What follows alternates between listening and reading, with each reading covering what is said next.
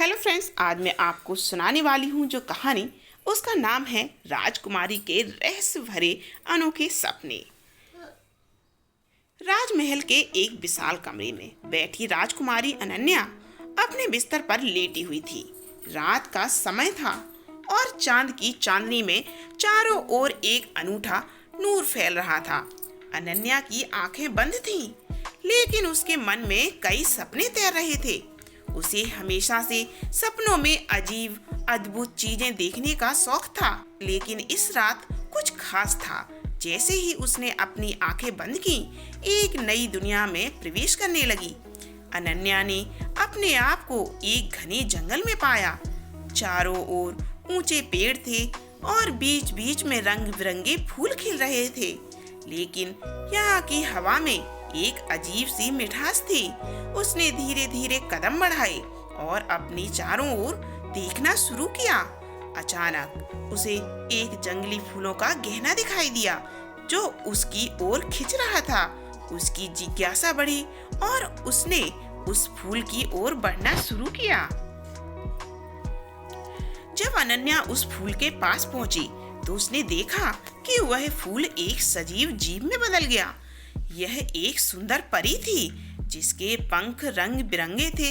परी ने मुस्कुराते हुए कहा, स्वागत है राजकुमारी, मैं लिली हूँ, इस जंगल की रक्षक। तुम यहाँ क्यों आई हो? अनन्या ने कहा, मैं नहीं जानती, मैं बस अपने सपने में आई हूँ और तुमसे मिलकर बहुत खुश हूँ। लिली ने कहा, इस जंगल में अनेक रहस्य छिपे हैं, तुम इन रहस्यों को खोजने के लिए आई हो ना? अनन्या ने कहा, हाँ, और सिर हिलाया। लिली ने कहा, आओ, मैं तुम्हें इस अद्भुत जंगल की सैर कराती हूँ। लिली ने अनन्या को जंगल के अंदर गहरे ले जाया। वहाँ अद्भुत जीव जंतु और रंग बिरंगे फूल थे। अचानक लिली ने एक नदी का जिक्र किया जो कहते थे कि उसमें स्वर्णिम मछलियाँ थीं। रायपुर के गांव के लोग मानते थे कि जो भी उस नदी के पानी को पिएगा उसकी इच्छा पूर्ण होगी। अनन्या की आंखों में चमक आ गई। उसने कहा, मुझे उस नदी के बारे में बताओ। लिली ने बताया, परंतु वहां जाने के लिए तुम्हें 3 पहेलियां हल करनी होंगी। पहली पहेली यह है, मैं एक ऐसा रहस्य हूँ जिसका जवाब सबको पता है, फिर भी कोई पा नहीं सकता। मैं क्या हूँ? अनन्या ने कुछ क्षण सोचा और कहा, सच्चाई। लिली ने मुस्कुराते हुए कहा, बिल्कुल सही। अब दूसरी पहेली, बिना हाथ के मैं सब कुछ धारण कर सकता हूँ, मैं क्या हूँ? इस बार अनन्या ने तुरंत उत्तर दिया, अवकाश।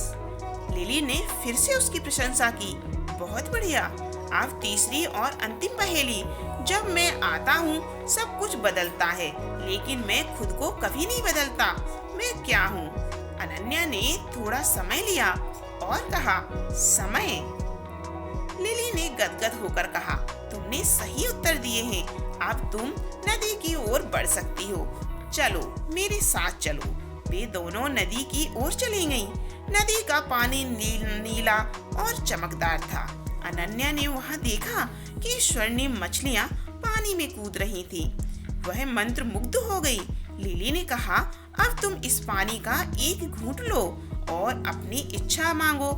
अनन्या ने डरते हुए पानी का एक घूंट लिया और अपनी आंखें बंद कर ली। उसने सोचा कि उसे अपने राजमहल की खुशियों के अलावा अपने माता पिता के लिए एक सुखद जीवन की कामना करनी चाहिए।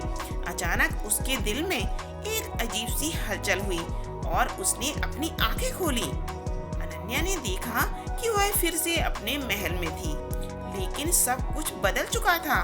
महल के आंगन में बगीचे में वह सुंदर फूल खिला था जो उसने पहले सपने में देखा था। वहाँ सभी लोग बेहद खुश थे। उसने अपने माता पिता को हंसते हुए देखा।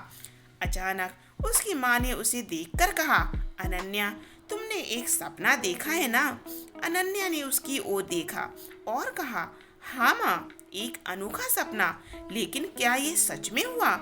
उसकी माँ ने मुस्कुराते हुए कहा, कभी कभी सपने हमें सिखाते हैं कि हमें जीवन में क्या चाहिए।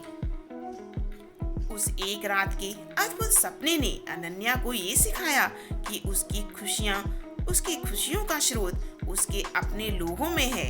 उसने निर्णय लिया कि वह अपने राजमहल को एक ऐसा स्थान बनाएगी जहां सब लोग एक साथ खुश रह सके।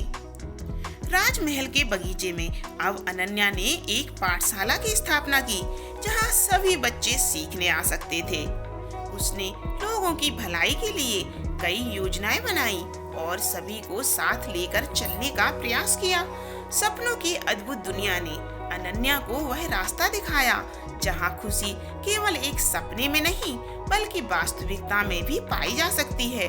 उसने महसूस किया कि सच्ची खुशियां उस समय मिलती हैं जब हम दूसरों की सहायता करते हैं और उनके साथ अपनी खुशी बांटते हैं। अनन्या की कहानी अब राजमहल से निकलकर बाहर दूर दूर तक फैल गई।